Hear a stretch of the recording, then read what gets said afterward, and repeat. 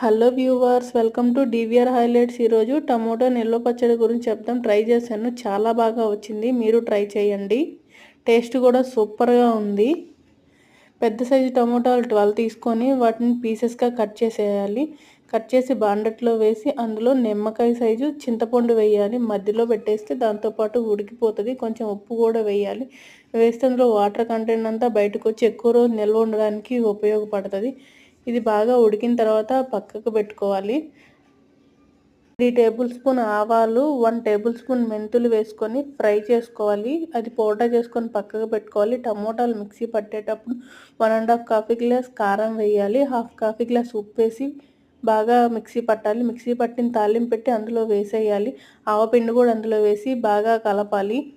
ఇందులో బాగా ఉడికించాలి. విడిగా కొంచెం తాలింపు పెట్టుకొని కొంచెం ఆవాలు, పచ్చెనగపళ్ళు, తాలింపు పెట్టుకొని ఎండుమిర్చి, పచ్చెనగపళ్ళు, వెల్లుల్లి వేసి కలిపి ఇందులో వేయాలి.